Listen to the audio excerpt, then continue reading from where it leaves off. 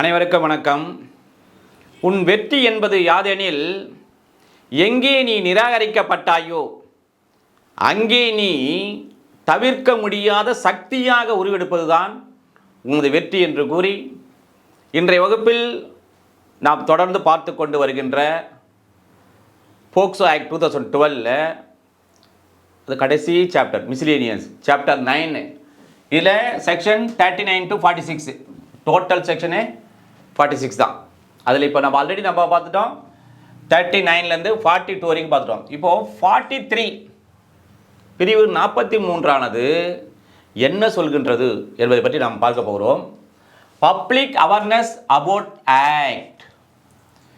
இந்த அதாவது பாலியல் ரீதியான அந்த தொந்தரவுகளிலிருந்து குழந்தைகளை காப்பதற்கான இந்த சட்டத்தில் இருக்கின்ற இந்த சட்டத்தில் என்னென்ன இருக்கின்றது, அந்த குழந்தைகள் எவ்வாறு பாதுகாக்கப்படுதல் வேண்டும் என்று இந்த சட்ட பிரிவுகள், இந்த சட்டம் என்ன சொல்லுகின்றது என்பதை பற்றிய ஒரு விழிப்புணர்வை என்ன பண்ணும், பொதுமக்களிடையே அதை அறியும்படி செய்ய வேண்டும். அவர்களுக்கு அவேர்னஸ், அதை பற்றி விழிப்புணர்வை ஏற்படுத்துதல் என்பதை பற்றி சொல்வதுதான் இந்த 43. இதில் ஏபின்னு இருக்குது. யார் யார் என்ன செய்ய வேண்டும் என்பதை பற்றி சொல்லுகிறது. முதல்ல பார்த்தீங்கன்னா, central government, every state government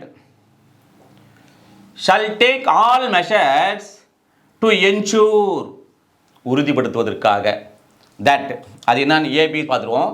இப்போ இங்கே இப்போ சென்ட்ரல் கவர்மெண்ட் அப்படின்னா இந்தியாவுடைய மத்திய அரசாங்கம். இது இப்போ பார்லிமெண்ட், ஒரே ஒரு இந்தியாவுக்கு ஒரு பார்லிமெண்ட் தான் சென்ட்ரல் கவர்மெண்ட். சரி, இங்கே ஸ்டேட் கவர்மெண்ட் சொல்லாமே, ஸ்டேட் கவர்மெண்ட்ஸ்னு சொல்லாமே, ஏன் எவ்வரி ஸ்டேட் கவர்மெண்ட் சொல்கிறாங்க என்றால், இங்கே பாருங்கள், இது தமிழ்நாடுடைய சட்டப்பேரவை. இப்போ ஸ்டேட் கவர்மெண்ட்னா ஒவ்வொரு ஸ்டேட் கவர்மெண்ட்டும் ஒரு அசம்பிளி இருக்குது. அப்போது இந்தியாவில் இருக்கிற ஒவ்வொரு மாநில அரசாங்கமும், ஆக தான் எவ்வரி ஸ்டேட்மெண்ட் இருக்கும், எவ்வரி டிஸ்ட்ரிக்ட் இருக்கும். ஏன்னா ஒன்று இப்போ எவ்வரி ஹைகோர்ட் இருக்கும், சுப்ரீம் கோர்ட்டும் ஒரு தான். அப்போ சுப்ரீம் கோர்ட், எவ்வரி ஹைகோர்ட் இருக்கும். அதான் எவ்வரினா ஒவ்வொரு மாநில அரசாங்கமும் என்ன பண்ணணும், இந்த சொல்லப்படுகின்ற விவரங்களை பற்றி இவையெல்லாம் நடவடிக்கை நீங்கள் எடுக்க வேண்டும் என்று அல்லது எடுத்துள்ளார்கள் என்பதை பற்றி ஒரு உறுதி செய்தல் வேண்டும். எவைகளை பற்றி என்று சொன்னால், முதல்ல ஏ பாருங்க, the provisions of this act given wide publicity through media, மீடியானா ஊடகம், இன்க்ளூடிங், எவற்றின் மூலமாக எல்லாம், எதையெல்லாம் மீடியா ஊடகம் என்றால் எதையெல்லாம் உள்ளடங்கும் என்றால், television, radio, print media at regular intervals to make the general public, children's as well as their parents and guardians aware of the provision of this act. வழக்கமாக நம்ம படகுலத்தில் பார்த்தோன்னா நமக்கு ஈஸியாக கேப்சர் ஆகிடும். இமேஜ் கேப்சர் தான் நமக்கு ஈஸி மெமரி. இப்போ பாருங்கள், சொல்லிட்டாங்க, ஒரு ஸ்டேட் கவர்மெண்ட்டும் அது ஒரு சென்ட்ரல் கவர்மெண்ட்டும் இதை உறுதிப்படுத்தல் வேண்டும், இந்த நடவடிக்கைகளும் எடுக்கப்பட்டிருக்கிறதுன்னு சொல்லிட்டாங்க. எப்படி என்றால், முதல்ல சொல்லிட்டாங்க ஊடகங்கள் மூலமும் சொல்லிட்டல, அவ இதெல்லாம் உள்ளடங்க. இப்போ இந்த தொலைக்காட்சி இருக்குது, தொலைக்காட்சி அதாவது நாம் தூங்கினா கூட தொலைக்காட்சி தூங்காது. ஏதாவது ஒரு மெம்பர் பார்த்துக்கோங்க, வீட்டில் 4 பேர் இருக்காங்கன்னா என்ன பண்ணுவோம், 24/7 மாதிரி அந்த சேனல் ஏதாவது பிரேக் இருக்குதா, எப்போ வச்சாலும் டிவி ஓடும். அப்போ என்ன பண்ணுவோம், அந்த தொலைக்காட்சி மூலமாக இந்த குழந்தைகளுக்கு, அதாவது 18 வயதுக்கு உட்பட்ட குழந்தைகளுக்கு பாலியல் ரீதியாக தொந்தரவுகள் ஏற்படுவதை தடுப்பதற்காக சட்டங்களில் இவ்வாறு வகை செய்யப்பட்டிருக்கின்றது. ஒரு அக்ரவேட்டட் பெனிட்ரேட்டிவ் செக்ஷுவல் அசால்ட் பண்ணா, அதாவது ஒரு கொடும் தாக்குதல் மூலமாக பாலியல் பலாத்காரம் செய்து ஒரு குழந்தையை எவ்வாறு செய்தார் என்று சொன்னால் தூக்கு தண்டனை கொடுக்கலாம் என்று செக்ஷன் 6 சொல்லுது என்பதை மக்களுக்கு, அப்படி குழந்தை இந்த மாதிரி செய்தால் நமக்கு தூக்கு தண்டனை வரும். அதேபோல் என்னென்ன சட்டங்களில் என்னென்ன தண்டனைகள் இருக்கின்றது. இன்டென்ஷனோடு ஒருத்தர் தொடுறார் என்றால் ஒரு குழந்தையை, அது கூட குற்றம் என்று சொல்லப்பட்டிருக்கின்றது. அவன் தொடவில்லை என்றால் வேறொரு தொடவைக்கிறான். இந்த மாதிரி நிறைய, ஏன்னா நிறைய பேருக்கு இது தெரியாமல் இருக்குது, சட்டத்தில் என்னென்ன தண்டனைன்னு தெரியாமல் இருக்குது. இதுக்கெல்லாம் போய் தண்டிப்பாங்களா, இதுக்கெல்லாம் போய் நம்ம ரிப்போர்ட் போடணுமா, இதுக்கெல்லாம் போலீஸ் ஸ்டேஷன் போடமான்னு நினைக்கிறீங்க. ஆனால் அந்த போக்சோ ஆக்டில் நாம் முழுசும் எடுக்க போகிறோம். அது எடுத்தால் எல்லாரும் ஈஸியாக புரியும். என்னென்ன செயல்கள் ஒரு பெண் குழந்தையிடம் பெண் குழந்தையோ ஆண் குழந்தை, இதில் இது பெண் மட்டும் வருமானா போத் தான், பெண்ணு ஆண்கு அப்புறம் தேர்ட் ஜெண்டர் எல்லாமே வரும் இதில். சரி, இப்போ என்ன பார்த்தீங்கன்னா, இப்போ அடுத்து ரேடியோ. இப்போ ரேடியோ இல்லை, இருந்தாலும் ரேடியோ வானொலி மூலமாக செய்திகளை அங்கே பார்க்கலாம், அந்த படத்தோடு பார்க்கலாம். இங்கே செய்திகளுமாக இங்கே குழந்தைகளுக்கு, பெற்றோர்களுக்கு, பாதுகாவலர்களுக்கு அறிவிப்பது என்னவென்று சொன்னால், இவர்களால் நீங்களெல்லாம் உங்கள் குழந்தைகளை பள்ளிக்கூடம் அனுப்புகின்ற போது, கல்லூரிக்கு அனுப்புகின்ற போது, அல்லது அங்கே காப்பகத்தை அனுப்புகின்ற போது இவ்வாறெல்லாம் நீங்கள் செய்ய வேண்டும். எது பேட் டச், குட் டச்சு சொல்ல வேண்டும், எல்லாம் இந்த மாதிரிலாம் அவங்களுக்கு சொல்லிக் கொடுக்கணும். அப்படி என்றால் நீங்கள் உடனடியாக பள்ளிக்கூடத்தில் ஏதோ நடக்குதுன்னு சொன்னால் உடனடியாக என்ன பண்ணும், அந்த ஆசிரியர்கள் சொல்ல வேண்டும். இந்த மாதிரியான விஷயங்கள் சொல்லப்பட்டிருக்கின்ற இவைகளெல்லாம் அவர்களுக்கு என்ன பண்ணும், விழிப்புணர்வு ஏற்படுத்துகின்ற வகையிலே அந்த வானொலி மூலமாக பெற்றோர்களுக்கெல்லாம் தெரியப்படுத்தல் வேண்டும். அதே மாதிரி அதாவது குழந்தைகளுக்கு தெரியப்படுத்தல் வேண்டும்.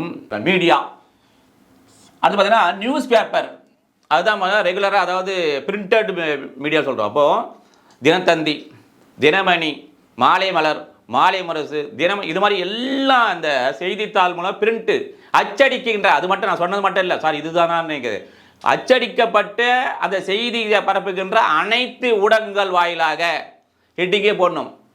அதாவது 18 வயதுக்குட்பட்ட குழந்தைகளுக்கு பாலியல் பலாத்காரம் செய்தால், அல்லது அந்த குழந்தையை அதாவது கெட்ட உள்நோக்கத்தோடு இந்த இடத்தில் தொட்டால் இதற்கான தண்டனை தரப்படும். எனவே பொதுமக்கள் அறிய வேண்டியது என்னவென்றால், இவ்வாறு உங்களுக்கு தெரிந்தால், இன்னொரு விஷயம் என்னன்னா, இந்த சட்டத்தில் செக்ஷன் 1921 சொல்லியிருக்கு, நீங்கள் தெரிஞ்சே அதை நீங்கள் சொல்லாமல் விட்டுட்டா உங்கள் மேலேயே உங்களே அரெஸ்ட் பண்ணலாம், உங்களுக்கே தண்டனை கொடுக்கலாம். அதை சொல்லணும் எல்லாருக்கும்.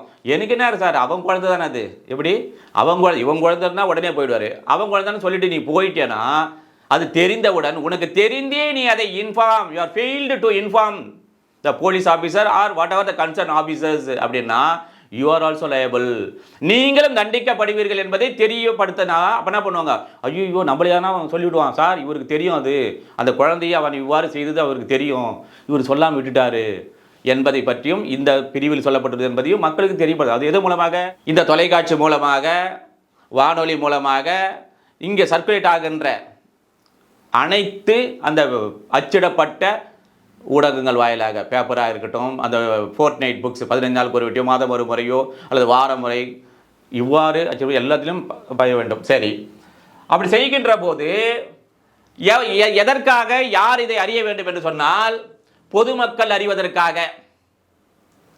அதே போன்று பொதுமக்கள் மட்டுமல்ல, அதே என்ன சொல்றாங்க, பிறகு இந்த குழந்தைகள் மட்டும் அறிவதற்காக மட்டுமல்ல, அந்த குழந்தைகளுடைய பெற்றோர்களும் காப்பாளர்களும் இந்த சட்டத்தில் இவ்வாறு சொல்லப்பட்டிருக்கின்ற அந்த விழிப்புணர்வை ஏற்படுத்துதல் வேண்டும். எப்பொழுது, ரெகுலர் இன்டர்வல்ஸ்னா சீரான ஒரு இடைவெளியில்.